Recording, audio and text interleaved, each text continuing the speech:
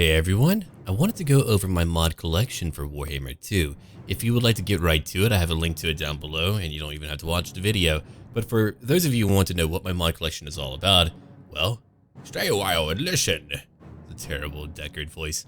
It wasn't meant to be good. Alright, let's go over what I'm really all about when it comes to picking mods. I don't like any mod that might break my game if I need to get rid of it. Back in Warhammer 1, I added a bunch of mods and you had people who would remove their mods from the mod workshop, and because of that it broke a lot of saves, and that really bothers me a lot, and I'm sure it bothers a lot of people. No one goes, oh man, sure glad my save broke. So my mods here will be able to be removed from your campaign without actually breaking it. If you want to go after mods that are a little bit more involved, like unit mods or whatever, I can have a future collection in the future when I do try them out, but right now I don't want that.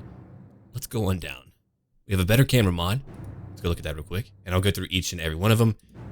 If you notice in the game, you can't really zoom in very far. It's actually rather annoying. I mean, you want to be able to zoom in, you want to be able to watch the action, and here you have a mod that will let you get right into everyone's face, and it'll let you know if you have that clipping effect where they begin to vanish. Go into your graphic options and you can turn that off. It's called proximity fading or something like that. Better campaign camera. I just like the idea of just being able to zoom in more or zoom out a lot more, and you can even hide the UI. Not bad. Then over here, and again, these are not mods that you all need to sub to, but these are the ones I have. A lot of people want to know what I use in my games, and here's one of them. Better Legendary Lord unit cards. I find these to be pretty darn good. Before, after, or over here, before, and then after again. It's a lot more intense, and I think they're very good. And then because I like to pick a lot of mods that kind of add to my overall immersion of my faction, so in this case I wanted to have blue and white elves, much like their colors in lore, and that's what I have over here in blue and white high elves. And I will be updating my collection all the time. I'll put a little date on when I last updated it and what I potentially added or got rid of, that way you know what's going on or what is happening.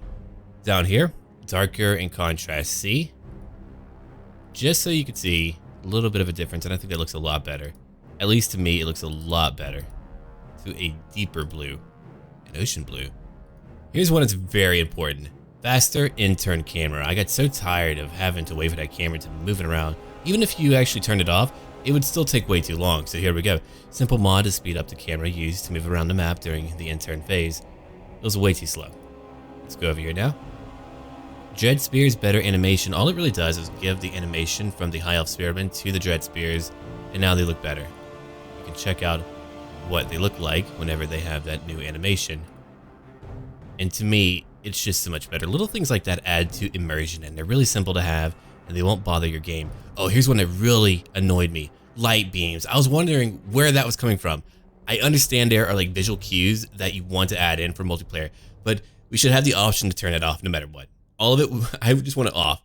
So here you can get rid of light beams, which I'm sure a lot of you will be very thankful for. I don't like it. I don't want it. And then down here, thicker dust and smoke for Warhammer 2. That was over in Warhammer 1 as well.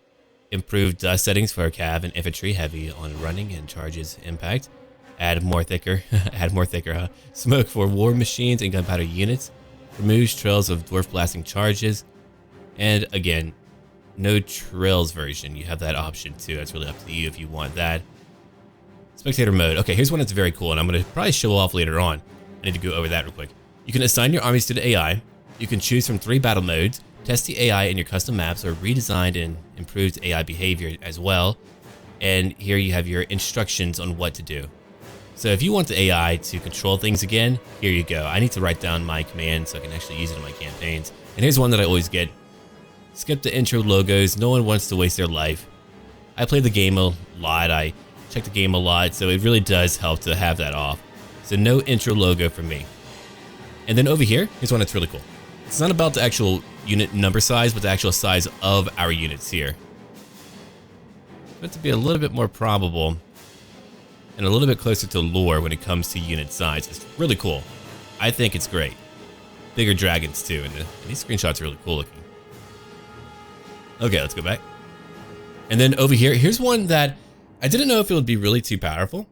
I didn't think it was. I actually think it's fantastic. Okay, so let's go over it. Have you ever thought flying units were a little lackluster in Warhammer? Yes. They aren't much use because of how slow they are, and often they look as if they're going to fall out of the sky. There's no way a 10-ton dragon would stay in the air going at a walking pace. Well, with this mod, or mods. I read mod and jazz at the same time. With this mod, I've tried to jazz it up a bit, and it increases their speed. And trust me, it looks really good. If you check out my latest videos with my flying mod enabled, it looks really darn good. I think it's great. And every flying creature is faster, which means it's not unfair. If everyone has it, it can't be unfair, right? No extra upkeep. In fact, it might be unfair for you because the enemy can afford a lot more dragons or flying creatures. No extra upkeep, and this is, again, up to you. I didn't really find the game that hard, just annoying when it came to having a new lord and then having the cost go up so much. I don't find it to be challenging because you have a map where you have to go all over the map. So here's one that's really up to you, but I think it will add to your quality of life if you can actually have extra armies. If you need to have more difficulty by restricting how many armies the player can have, then that's a little bit weird because no matter how well you manage your economy, no matter how well you do, you won't be able to have a lot of armies, or even 2 to 3 or 4 at most, till the very end game when everyone is dead, and that isn't really fun. You want to be able to move over the map, especially because you've got a map where it requires you to travel all over if you want to try to win. And there's other mods for it too, where you can edit it to be less than or more than. But here's one that I just picked up. I didn't know how I would feel about it. It's meant to be a way to balance out the multiplayer, but I think in single player it's just fine because it applies for the AI too. And it's where your summons in battle, like the clan rats for the Skaven, will just stay. They won't degrade over time because that's weird. Yep, you're here now. You're gonna slowly die for some reason. All right, let's go back real quick. And then again, another one up to you, but it didn't really make sense to me how I could travel just as fast over land as I could over the water. At that point, why really use ships if I want to like quickly travel? No, usually you would probably move a little bit faster. There are other mods too, but here's one that I thought was really cool, and again, applies to the AI, so everyone gets it. Okay, here's another one. Now, a great power penalty. That basically invalidates diplomacy later on, which to me is illogical. Factions will still hate you if they hate you. But here's one that allows you to engage in diplomacy and trade later on, because I actually like the campaign map in Warhammer or in any newer Total War game. I actually want more. I always want more. Like when you want to ask me, hey, Surreal, or the Commissar as I call myself now, and don't worry, that is from Warhammer 40k. What do you want in your Total War games? And I tell them, I want more depth to my game. I want to have more things to it. Like Shogun 2 was pretty good. There was a nice balance there, and I thought it was really good. Empire was a lot of fun. I'm sure a lot of people like me really enjoyed the campaign map, being able to engage in trade and to become a financial power to where you didn't have to constantly conquer all over. You could just become a financial power by selectively choosing where you conquer and where you build things up. But anyway, here's a little bit of a thing that will help you with your diplomacy. You get a penalty for being a great power, but here that gets rid of that. All right, let's go look over here. Quivers for high elves, and here's one very basic, but I found it very weird how we had bowmen but no quivers, and I'll be adding a lot of mods like that just because, man. Improved black arcs. Here's one because you know the black arc right now is absolutely abysmal. It's crapola, and it can hardly rolla. Let's go look up here real quick. Okay. Units inside the black arc are stronger to win sea battles, as they should be. These are sailors. And not to mention, the black arc is a freaking sailing fortress on the water. That should be inherently... Imagine any naval base by the shore, okay? And you're trying to attack it. That takes time. Imagine if that base could move towards you and attack you like that. Yeah.